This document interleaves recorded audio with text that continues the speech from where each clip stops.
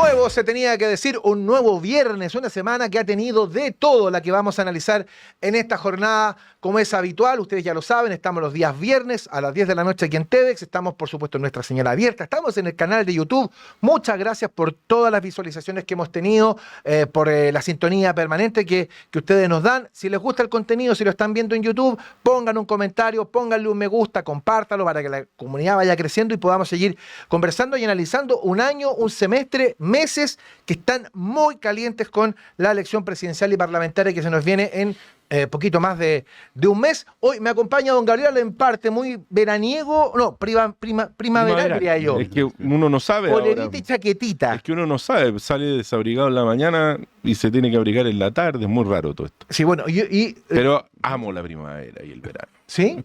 Las noches del verano que son ricas. No, yo soy veranista. Son muy agradables. No, a mí pero son las noches, el día no, cuando te comí los 40 grados en el día. Lo amo también. El sunset del verano es maravilloso. Si fuera multimillonario, perseguiría la primavera y el verano. Sí. ¿Cuál es el atardecer más lindo que viste en tu vida? Yo te voy a decir dónde es el mío. En la casa de Casa Pueblo en Uruguay. El atardecer más lindo. Yo lo recuerdo en el pueblo de Asís.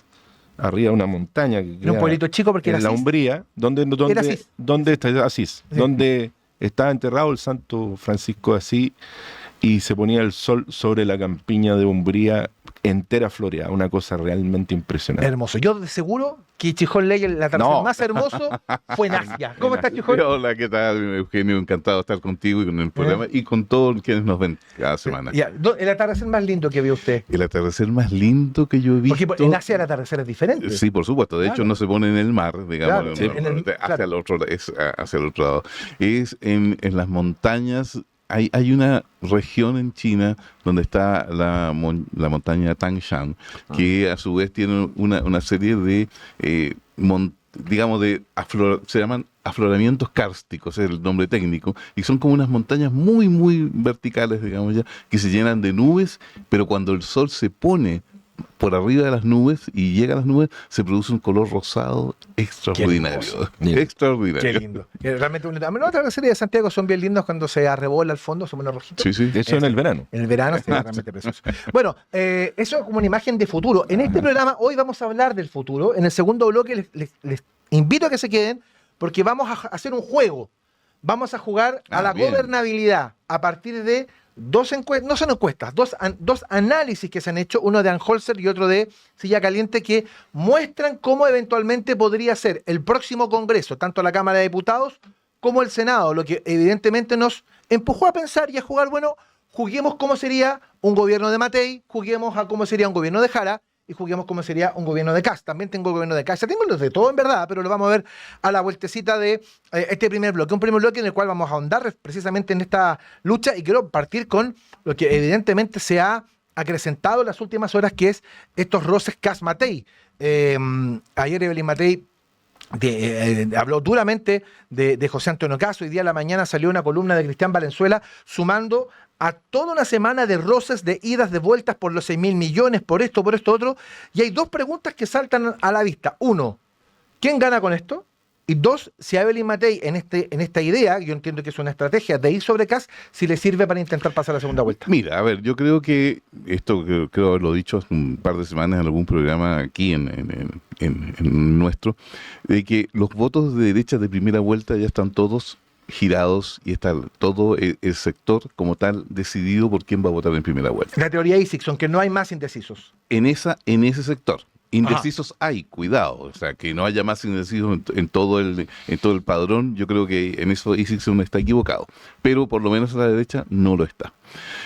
¿Y a qué voy? Voy a que cuando tú necesitas recolectar más votos por distintos motivos, necesariamente tienes que presentarte de una forma distinta para poder captar no solamente a aquellos que te dijeron públicamente, siendo de centro o incluso de centro izquierda, que te van a apoyar, sino aquel electorado que está dubitativo, que sabe que Janet Jara no va a ganar en segunda vuelta, sea quien sea el que tenga al frente. Por lo tanto, necesariamente ahí tú tienes que presentarte de una forma que sea distinta a lo que ha sido tradicionalmente esta derecha dura, esta derecha nueva que tenemos al frente. Eso es. Ahora, ¿esta estrategia sirve? ¿No sirve? ¿Quién gana con esta estrategia, Gabriel? Mira, cuando dos partes pelean, y pelean constantemente, y va para allá, y va para acá, y va para allá, y va para acá, yo creo que nadie gana mucho. Yo creo que, porque finalmente lo que ocurre es que la política se polariza más. Y al polarizarse más, yo creo que no ganan los sectores moderados. Yo creo que gana más bien la mala onda, ¿no? Yo creo que aleja al votante común de esta pelea como sin mucho sentido. Yo, la verdad, no adhiero al punto, no adhiero a las formas de ningún lado, no me gustan. No, esto es una opinión personal, habrá otros en mi partido que tendrán otras opiniones. A mí no creo que sea el momento. Creo que se pueden conseguir votos en otros lugares sin tener que tener un antagonismo tan violento. Y en eso yo lo de Cristian Valenzuela, para que la gente lo ubique, principal asesor y comunicación, el estratega de José Antonio Kast. El Rasputín de Kast, el Rasputín de Kast le dicen.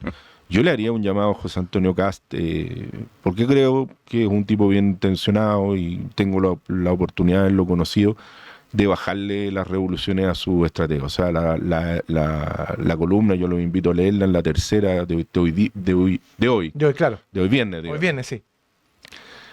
Denominada Parásitos, donde él sostiene que los parásitos han estado siempre presentes en el Estado, que se cubren desde el PC hasta la UDI, que en el fondo denosta de una manera brutal a toda la gente que le entregó mucho a este país y que tenía todas las condiciones técnicas, y este país en los últimos 35 años o 30 años ha tenido esa gracia.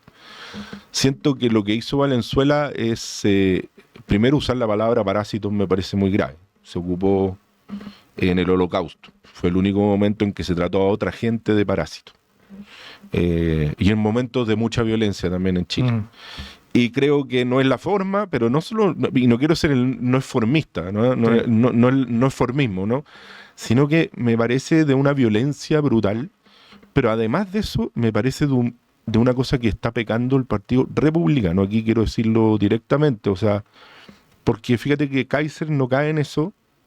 Matei cae en una pelea directa con Kast, por razones que ya son electorales, con el tema de razones electorales, pero hay un mesianismo en la columna de Valenzuela que yo lo he escuchado en otras personas del Partido Republicano. Yo tengo buena relación con el Partido Republicano, pero realmente para gobernar, para tener gobernabilidad, para hacer las cosas bien, uno no puede decir somos nosotros los únicos salvadores, nosotros vamos a exterminar a los parásitos, porque finalmente el Frente Amplio llegó planteando exactamente eso. Lo ya mismo. lo escuchamos. Eso ya lo escuchamos. Lo escuchamos hace 4 años. Carlos Ibáñez del Campo, ¿te acuerdas? Con la vieja escoba sí, también en un momento. Si yo tomo la columna de Valenzuela y le pongo la foto de Giorgio Jackson, nadie diría que no es de Giorgio Jackson. Entonces, a mí el iluminismo en la política, la gente que viene salvífica, beatífica, que viene a hacer de la política una suerte de religión donde los problemas se resuelven casi por una fuerza sobrenatural y donde todos los demás son parásitos, gente inaceptable, gente miserable, gente que no ha contribuido en nada, me parece que no da cuenta. O sea, a ver, en Chile tenemos un problema en el Estado y sobre todo en este gobierno de la sobreestimación y la sobrecontratación de personajes políticos. Por cierto que sí, eso es indudable. Pero de ahí a sostener que hay una cobertura de parásitos que han parasitado el Estado los últimos, desde el año 90 en adelante, me parece no solo aventurado, temerario, sino que desvergonzado y peligroso. Fíjate que quiero hacer marcar un matiz con lo que dice Gabriel, porque Gabriel dice, bueno, esta pelea no tiene mayor sentido. Yo creo que tiene un sentido. O sea, aparte que lógicamente tiene un sentido estratégico, pero es un sentido de realismo. Y que tiene que ver con lo siguiente. No hay ninguna encuesta, pero ninguna Ninguna, ni siquiera un tarotista, porque cuando la cuestión va mal, vamos a recurrir al tarot, para que te salga, no sé, que te salga el sol, la estrella y está ahí listo y vaya a ser presidente. No hay ninguna encuesta que indique que Janet Jara vaya a ser presidenta de Chile. Entonces, como Janet Jara no va a ser presidenta de Chile, y en virtud de los escenarios electorales que vemos, la cosa es muy simple. Quien pase de la oposición a la segunda vuelta va a ser el presidente de Chile. Y esa es la razón de la pelea. Sí, pero aparte que de otra cosa que quiero sumar, que esta quizás es una pelea que Gabriel no conoce más de cercano, a mí me tocaba verla mucho tiempo, que es la pelea dentro de las derechas, que es la pelea de la hegemonía, que es la pelea de quién va a predominar una sobre la otra. Esta discusión que hemos venido hablando hace un tiempo atrás respecto de los valientes y los cobardes. Entonces, hay todo un relato dentro de la derecha que ha llevado la pelea a la derecha porque Janet Jara no es rival en segunda vuelta. Yo estoy de acuerdo, pero ojo, en Chile, desde que la segunda vuelta se tuvo que llevar a cabo en la elección del año 99 en Lagos Lavín, desde ahí en adelante hasta la segunda vuelta Boric-Kast,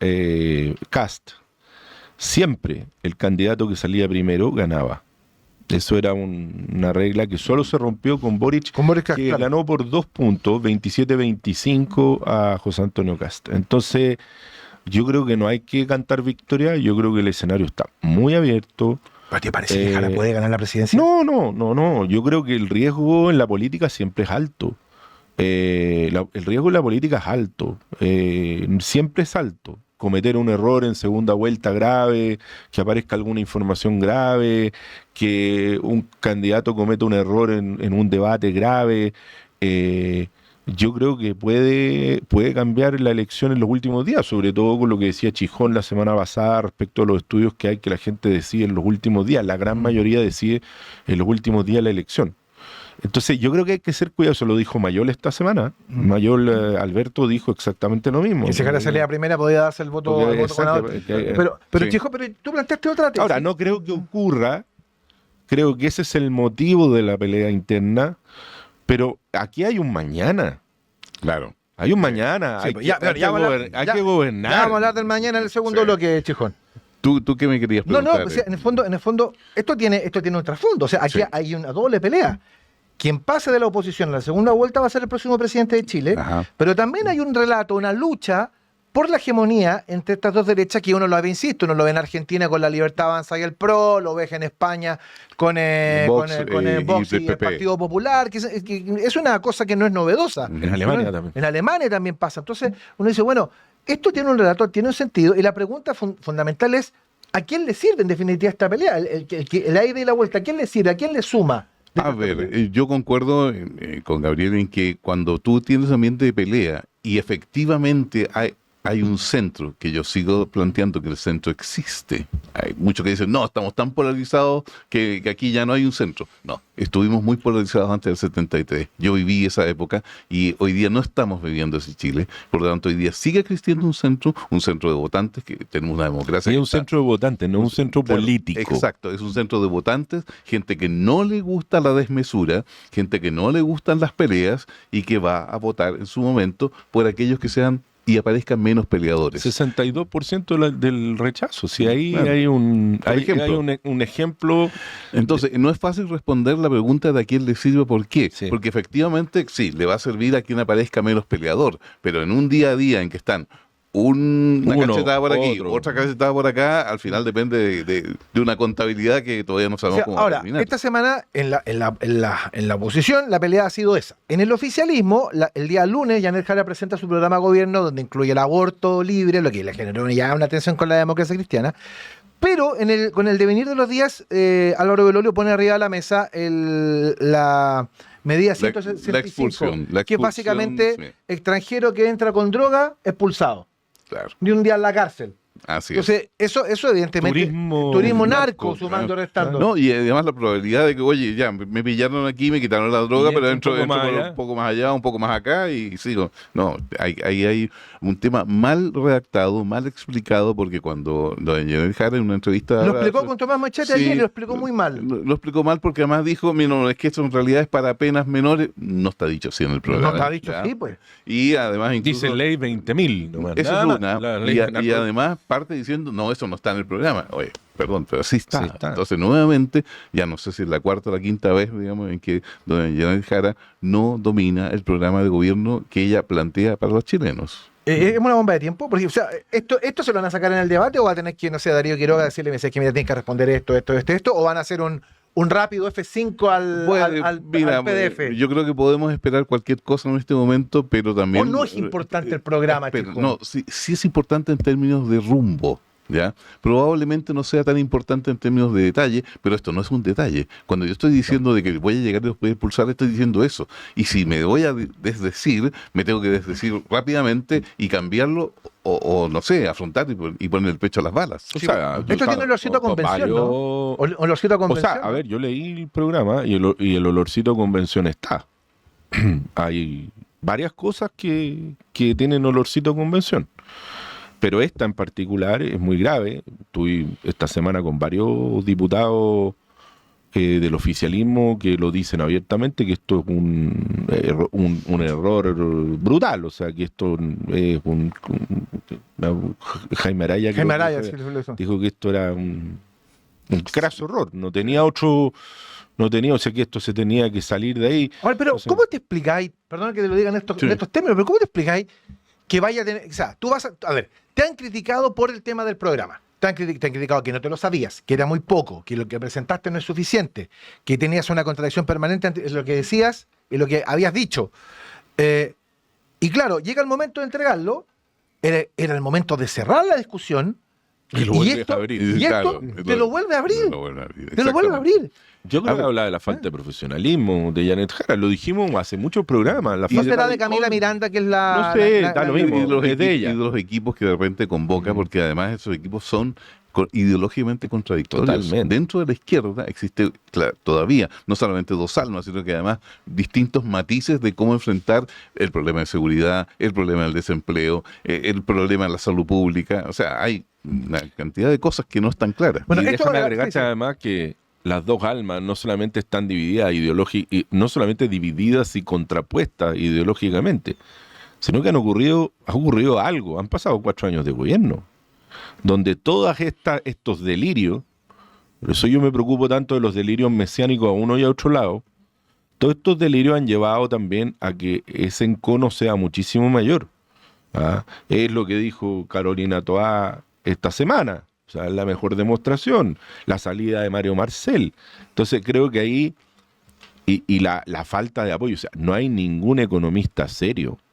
Eso es muy sorprendente. Ningún economista. O sea, a ver, sí, en los gobiernos de la centroizquierda,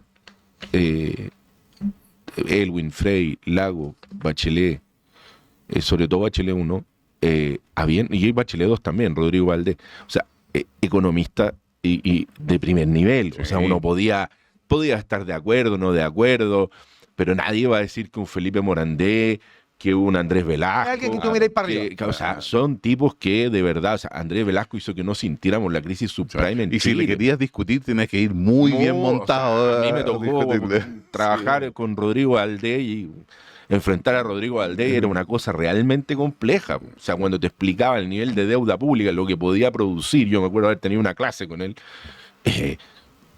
tú decís, estás frente a un economista en serio. Aquí, en la falta de contundencia, la falta de coherencia, la falta de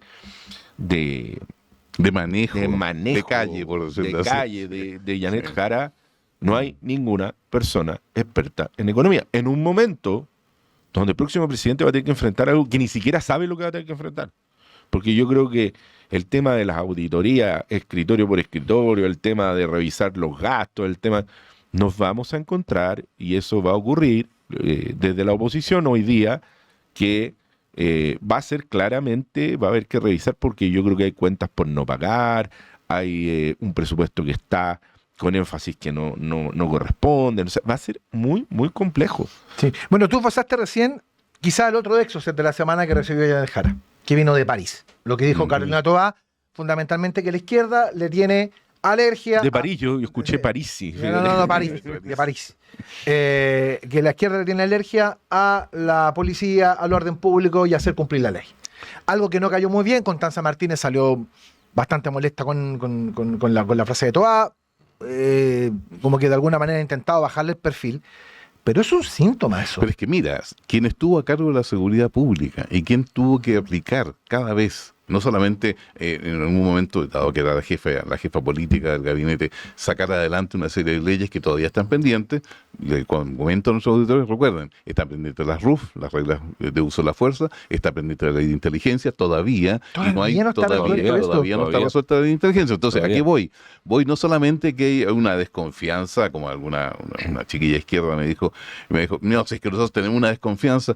Sí, yo puedo entender, fíjate, incluso no solo la desconfianza, puedo entender el trauma de aquellos que sufrieron la represión de la DINA y la CNI. Está bien, lo entiendo, pero una cosa es tener ese trauma y otra cosa es hacer que ese trauma te condicione la gestión, cuando hoy día la gran mayoría de los chilenos, sean o no sean políticos, lo que más quieren es que se los gestione bien, y lo que más quieren hoy día es que poder salir a la calle seguros. Bueno, eso es un poco estas cosas como de la sintonía que de repente se ocurre.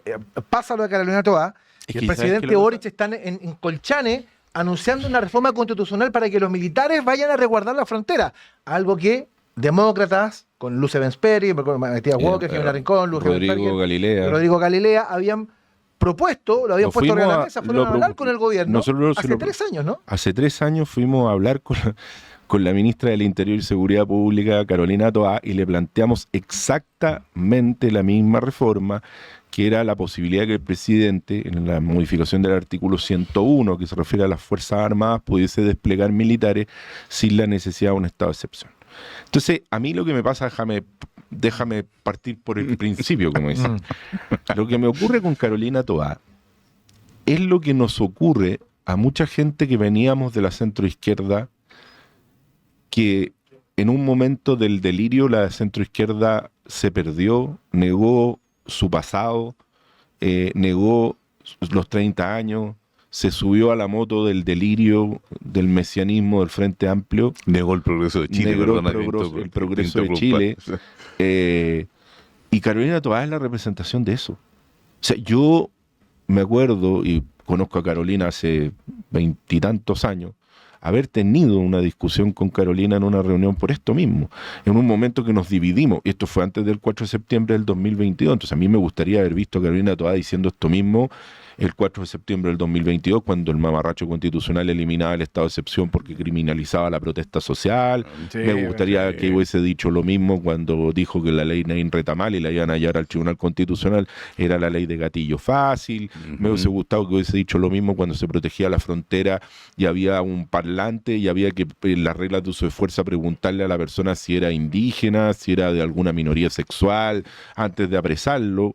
Me gustaría haberla visto diciendo exactamente lo mismo cuando el PC y el Frente Amplio votan todas las leyes de seguridad, ley de usurpaciones en contra, ley de cuando no han sido capaces de hacer cumplir la ley en la toma de San Antonio. O sea, yo de verdad creo que Carolina Toá o sinceramente nos está mintiendo, que no lo creo, o sea, no tiendo a creer en la buena fe de la gente, o se dio cuenta del delirio mesiánico que le va a costar muy caro a la centroizquierda. De hecho, le costó muy caro a ella, o sea, es evidente, eso ya fue evidente, o sea, ella fue derrotada de una manera oprobiosa. Entonces, eso cuando uno lo ve, es el resultado de todos estos años. Y siempre que digo estas cosas me da tanta risa porque leo después los comentarios y uno es facho para ese mundo y uno es comunista para otro mundo. Y te habla de la sociedad en la que estamos por estos días. Entonces, cuando hablaba al principio de los delirios mesiánicos, yo tiendo a pensar en un centro más moderado y creo que este debate de la derecha valiente o cobarde, perdónenme, cuando uno gobierna tiene que aprender una cosa esencial. Yo estuve 12 años en el Estado, conocí el Estado, hace 10 que no estoy en el Estado, que trabajo en el mundo privado, y tú también que has estado en el Estado sabes que gobernar es el arte de lo posible, es el arte de correr una muralla de a poco, no es el mesianismo. No, y lo que cuesta pedalear el bote del Estado y lo que cuesta pedalearlo, además en un momento, hundido en manjar blanco, claro, además hundido en un momento económico espantoso, hecho en todo esto en un periodo muy complejo y con gente mesiánica a bordo es muy difícil. Mira, vamos a hablar de futuro a la vuelta de la pausa. Vamos a hablar de cómo podría ser el próximo gobierno a partir de algunos análisis que han hecho, fundamentalmente han salido de Silla Caliente de Ann Holster, respecto de cómo podría ser el próximo Congreso. Y vamos a jugar un poquitito cómo sería ese Congreso con los que tienen probablemente un grupo parlamentario importante. Estoy pensando en Kaiser, en Matei, en Jara y en José Antonio Caz. Antes les quiero decir de que ha vuelto la mención sota. Ya no es chiquitita. Ya no es mencioncita, es la mención sota. Eso es que nos está yendo bien. Y eso pues nos está yendo bien, y a Chile Deuda le está yendo muy bien, porque si estás amenazado de embargo o si tienes informes comerciales negativos, no te preocupes más. En chiledeudas.cl contamos con abogados expertos en defensa de juicios por deudas, eliminación de informes comerciales negativos y expertos en ley de quiebra. Búscanos en redes sociales y entérate de todos nuestros servicios. Recuerda, tus deudas tienen solución junto a chiledeudas.cl. Si estás viendo la señal de aire de TEDx, una pausa y ya estamos de vuelta. Nosotros estamos de vuelta con Chijol Ley acá, que casi le botó el vaso. Sí. Claro, y con Gabriel. Usted se ríe, Rorrito, ¿ah? Con Gabriel Alemparte, que está acá. Panchito está muy callado, no lo he saludado, ¿cierto? Sí, me saludo. ¿Lo saludé? Se quedó dormido, es que es de noche, porque es de noche no lo ocupo. Es de noche, de día, de buenas tardes. De buena, Depende de cómo vean el programa. Vamos a jugar un ratito. A ver. Yo los invito a que juguemos. Juguemos a cómo va a ser el próximo gobierno y quién asegura la gobernabilidad, una palabra que Gabriel ha mencionado y Chijol la ha mencionado en la primera fase, a partir de dos análisis. Voy a tratar de hacerlo lo más sucinto posible. Ann Holster y Silla Caliente determinan que la actual oposición debiese tener 85 diputados. Ya. Y el actual oficialismo 69. Las diferencias están en el desagregado.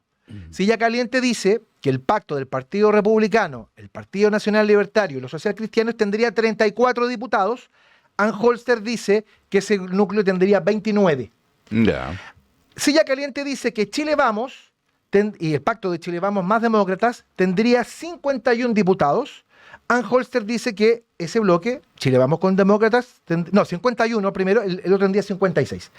Silla Caliente 51, Ann Holster 56. La diferencia no es mucha. La diferencia no es mucha, los dos dicen que va a ser más o menos, que va a ser igual, pero el desagregado es distinto. Quiero reiterar, 34 para el pacto de la nueva derecha, 51 para Chile Vamos y Demócratas según Silla Caliente, ambos suman 85. Ann Holster dice 29 para la nueva derecha, 56 para Chile Vamos y Demócratas, suman 85 también.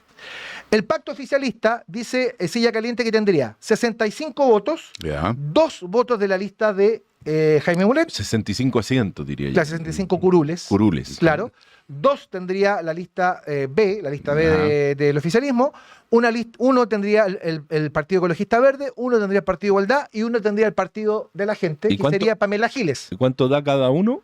En total, el oficialismo, el actual oficialismo tendría 69. O sea, Sumando a la izquierda.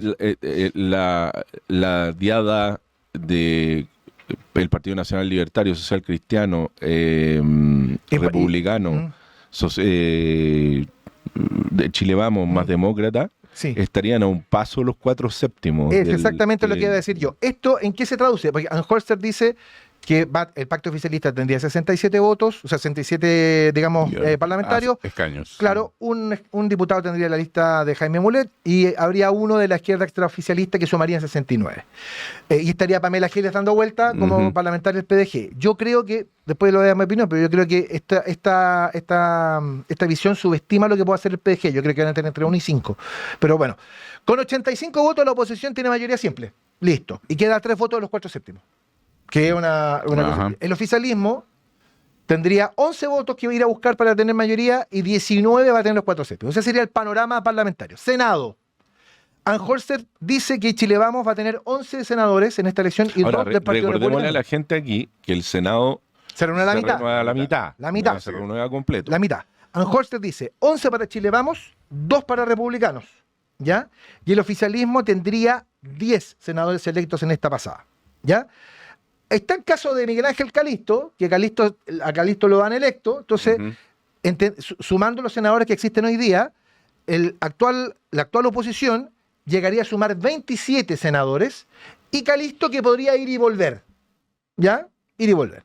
Y el oficialismo... Ideológicamente, Calisto va a estar más bien al lado de lo que hoy día es la oposición. Claro, recuerda que era un independiente demócrata que tuvo todo el problema de inscripción y por lo tanto ahí tuvo que ir por otra lista. Exactamente. Y el oficialismo tendría 22 senadores, que eventualmente 23, Calixto va a vuelve. Pero también tendría mayoría en el Senado la actual oposición. Ese es el panorama que nos ofrecen estos dos.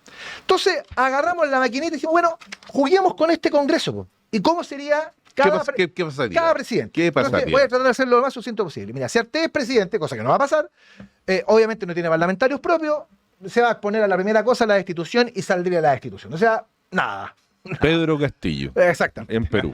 Marco Enrique Jominami y Harold May Nichols se enfrentarían al mismo problema, que no tienen parlamentarios propios. Tendrían que entrar a negociar y a vincularse con otros grupos políticos para formar gobierno, menos seguramente se vincularía a la vieja socialdemocracia, seguramente tendría una colaboración crítica del Frente Amplio, puede ser... No sea, yo más bien tiendo a pensar al revés, que ¿sí?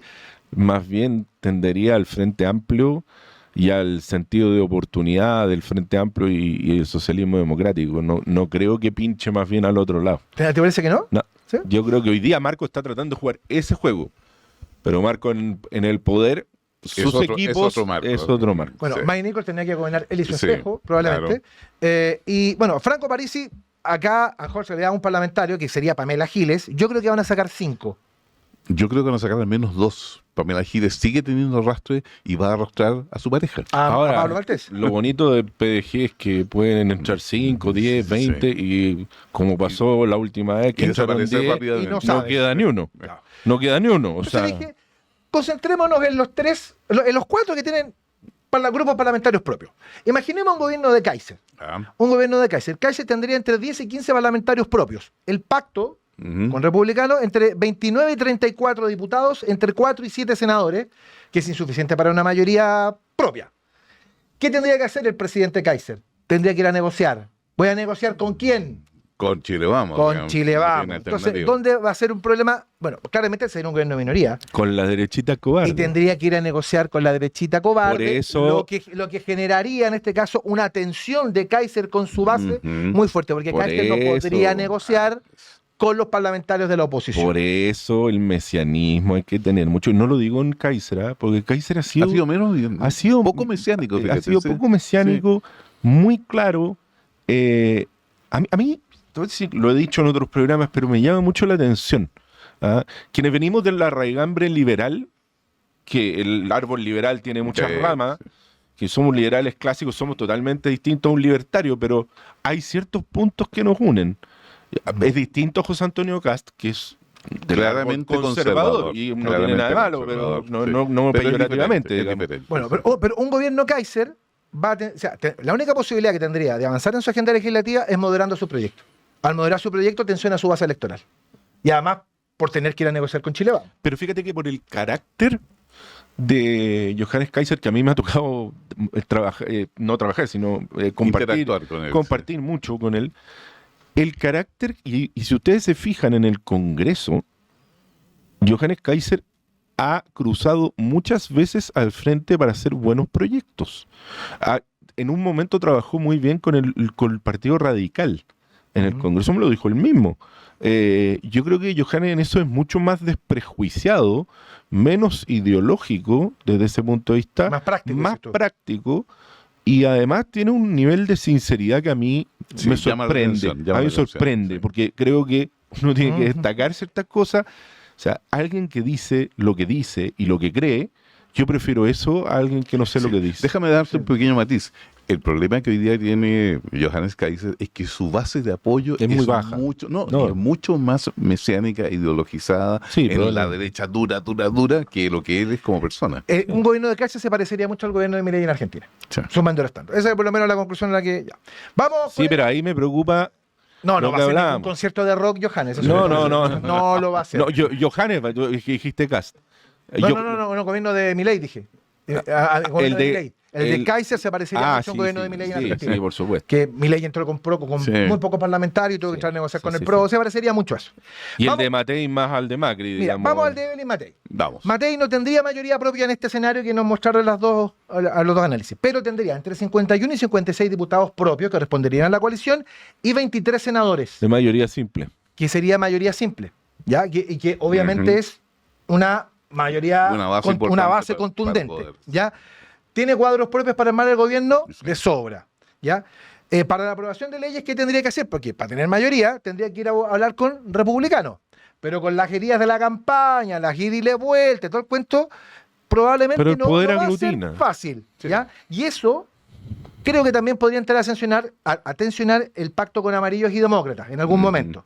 Entonces, ¿dónde veo yo que está la viabilidad de gobernabilidad de Bailey Matei? En sus express. Que para mí la express debe ser Jimena Rincón. Y Jimena Rincón ir a hablar con los sectores. Ya fue. Claro, ir a hablar con los segmentos moderados del oficialismo para intentar avanzar, porque no necesitaría mucho para poder avanzar. Yo saco de conclusión de que el núcleo libertario y social cristiano se iría en oposición a Matei. Y el caso de... Sí y no. Sí, en algunas cosas sí, en algunas cosas no. Lo mismo que nos ha ocurrido a nosotros, demócratas y amarillos, con nuestros 6 diputados, más el diputado amarillo, que en ciertas cosas hemos estado, en otras no hemos estado, y eso yo creo que es bueno para la democracia también, no tiene nada de malo. ¿Hay riesgo de posible avance de acusaciones constitucionales? Sí, solo sí, se suman republicanos al PC, libertario. Acusaciones constitucionales van a haber de todas maneras, porque al otro lado va a estar el Frente... El tema es si pasa al otro lado va a estar el Frente Amplio y el Partido Comunista, que van a volver a las andadas. Y van a volver a las andadas de 11 acusaciones constitucionales, 2 contra presidente, por lo tanto... Pero en este escenario, parlamentario no pasan. No pasan, pero un gobierno pierde mucha fuerza, tiempo político en tener que defender ese tipo de cosas. Claro, insisto que en el caso de Matei podría eventualmente concretarse algunas y eso suma... Y la gente detesta aún más la política por ese tipo de cosas. Vamos con Janet Jara. Veamos. Janet Jara, presidenta. ¿Tendría mayoría en el Congreso? No. Inmediatamente tendría un Congreso adverso en este escenario. Sí tiene un número importante parlamentario, 67 diputados, entre 21 y 22 senadores. ¿Tienen músculo para gobernar? Hoy lo tienen ahora. Sí. Al tema de los diputados podría sumarse Pamela Giles, que tiene la pulsión de la izquierda. Pablo Martés también podría sumarse al oficialismo en algún caso. ¿Tiene cuadros suficientes para poder hacer gobierno? Por supuesto que sí.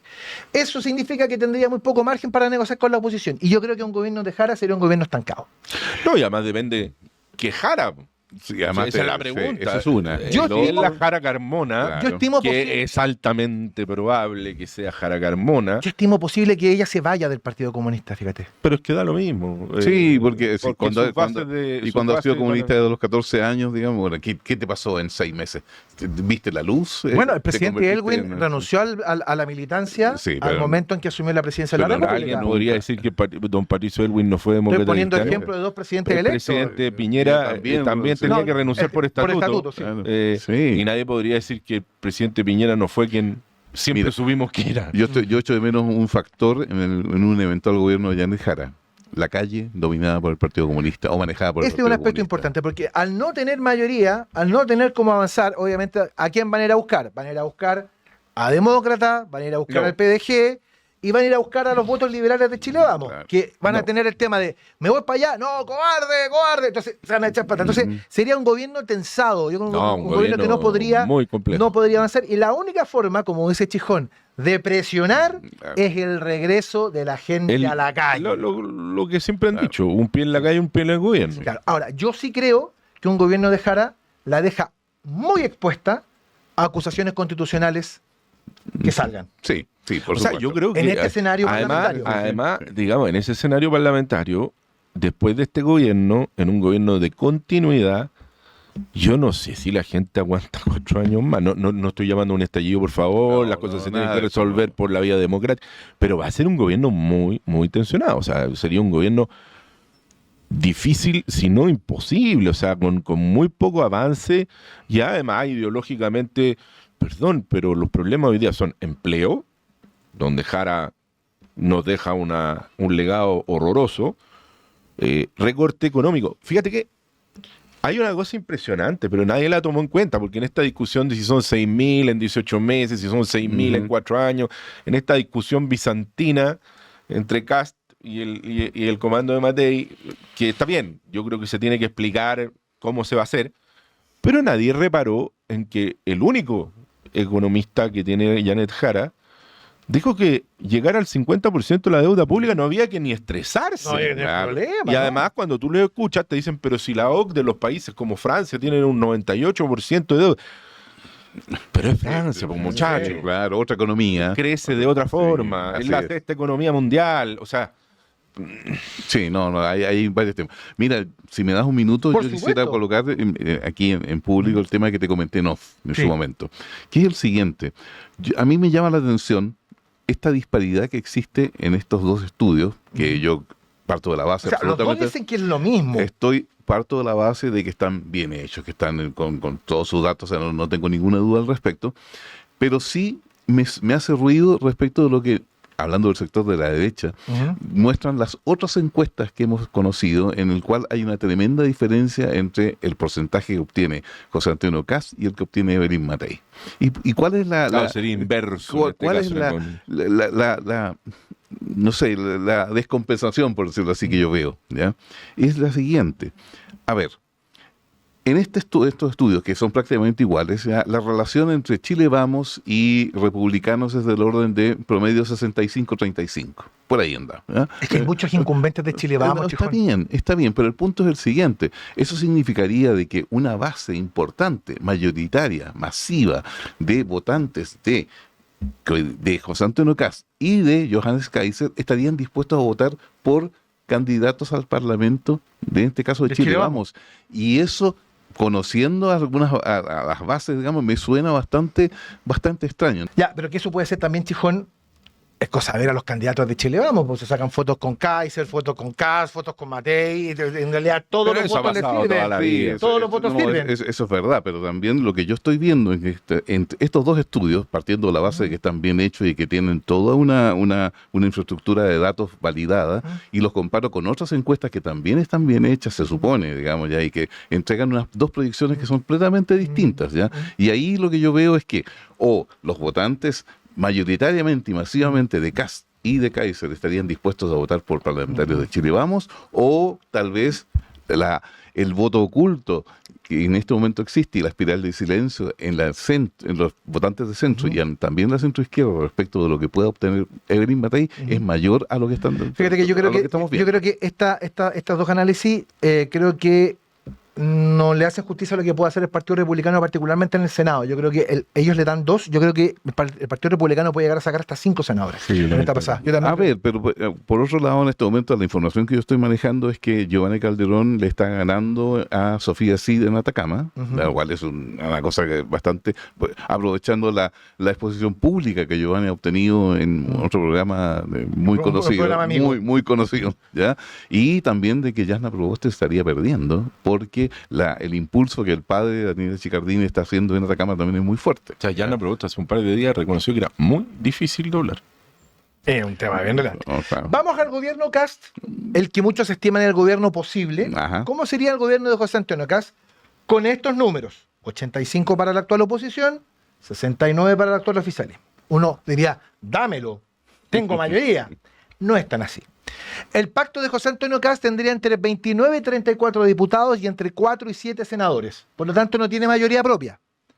Por lo tanto, ¿qué va a tener que hacer? Va a tener que llamar a Chile Vamos. Chile Vamos. Venga, Chile Vamos para acá, para tener mayoría en el Congreso y para también tener músculo para poder gobernar. Lo La necesita. derechita cobarde. Lo necesita. Entonces, El problema ahí es que cuando tú juegas al mesiánico y tienes que ir a buscar a los otros, lo voy a poner en el caso de este gobierno. Cuando este gobierno llegó al poder persistentemente demoliendo la obra de la concertación, ¿a quién tuvo que llamar? Yo me pregunto, si este gobierno no hubiese tenido a Carolina Toá, a Mario Marcel y a Elizalde, o sea, válgame Dios, ¿dónde estaríamos? ¿no? Por supuesto. bueno, tendría que comprar a Chile Vamos. Pongámoslo para el otro lado. Bueno, eso, si Kast hace eso, van a pasar 3 cosas. Uno, que Johannes Kaiser dijo muy claramente, yo no quiero llegar al gobierno para que tengamos adentro a los bacheletistas, aliancistas, lavinistas, mateístas. Lo dijo textual. Eso va a tensionar la relación de Kast con el núcleo libertario. Van a incorporar a Chile Vamos. Que se van a convertir en opositores al gobierno. Exacto, le va a gritar su pacto político. Si va a llamar a Chile Vamos, obviamente que va a tener fluidez legislativa porque podría tener una mayoría. Ahora, ¿dónde está el tema para Chile Pero Vamos? si llama Chile Vamos, al mismo tiempo se va a tensionar. No, va a pasar otra cosa. Chile Vamos desaparece. No, y además se va a tensionar con su propia gente. Sí. Entonces, insisto, los cristianos de Valenzuela son muy peligrosos. Bueno, yo soy de la tesis que si pasa eso, Chile Vamos desaparece como pacto. porque la UDI va a desaparecer. La UDI va a ser absorbida finalmente por republicanos. Yo creo que ese es un escenario posible.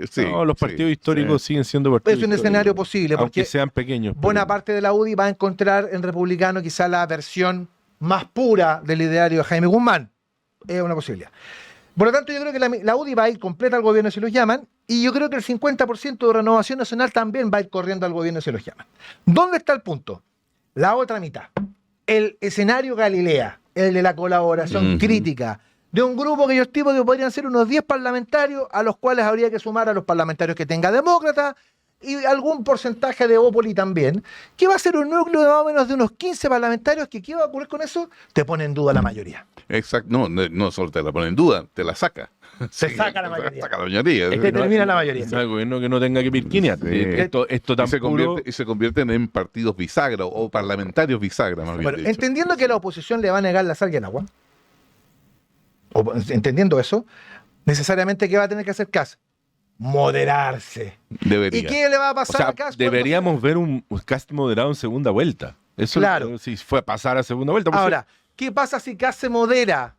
¿Qué va a pasar en su relación con su base? No, que acá está amarillando, que está cediendo, que está negociando. Igual va a ser una tensión muy fuerte. Pero eso en una posible segunda vuelta donde pasara Kast, debería ser ese ejercicio. El purismo se lo traga un rato, con tal de que sea presidente. No, pero el problema es que se lo va a tener que tragar los 4 años. Pero no sé si se lo traga los primeros 6 meses. Ya. Y los riesgos de acusaciones constitucionales, a mi juicio, aquí son moderados, porque para que tuvieran éxito tendrían que sumar a la posición de izquierda a los colaboradores críticos, y probablemente eso no va a pasar. Este sería más o menos los escenarios. Yo creo que sí. Sí, más o menos. Desde ese punto de vista me parece que con esos números que además son 2 empresas que podrían tener buenos datos, como dice, y no son muy distintos los datos entre uno y otro. Exactamente. Oye, me quedan pocos minutos y quiero tocar 2 temas internacionales que han hecho furor en las últimas horas. Uno, María Corina Machado es la premio Nobel de la Paz. Extraordinario, digamos. No solamente porque es una mujer que le ha puesto el pecho a las balas, una mujer que ha estado dentro de Venezuela afrontando toda la presión del régimen, y desde ese punto de vista, más que merecido ese premio Nobel. Ahora, Donald Trump, no estamos de acuerdo contigo, digamos. No, pero es que lo de Donald Trump hoy es una expectativa de paz. Lo de María Corina Machado es una lucha de años por la paz y por la democracia. Muy enojado en la Casa Blanca hoy día con eso, ¿ah?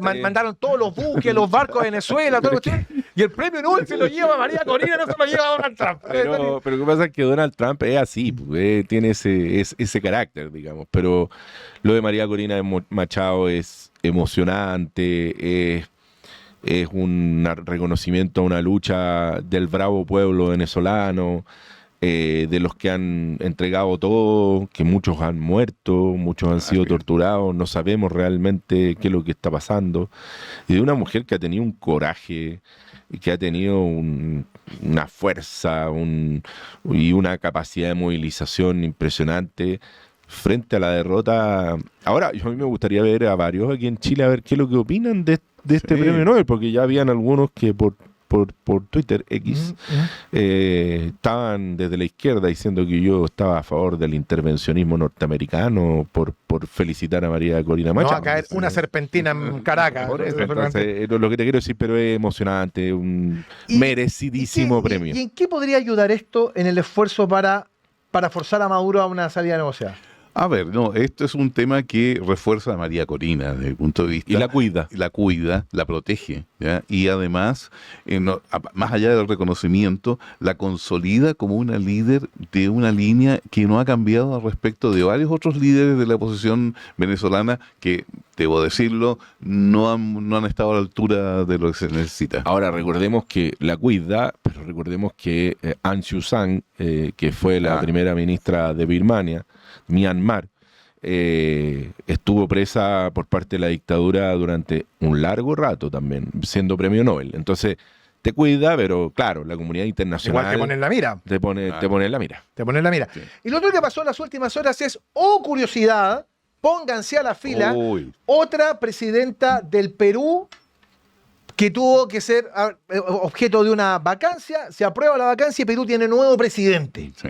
Nuevo presidente. Ya llevamos, sacan el cálculo, son 7 presidentes del Perú en 10 años. 7 en 10 años, imagínate. Mira, con el El cariño. periodo presidencial en Perú debería con ser el- de un año, con el yo creo. cariño.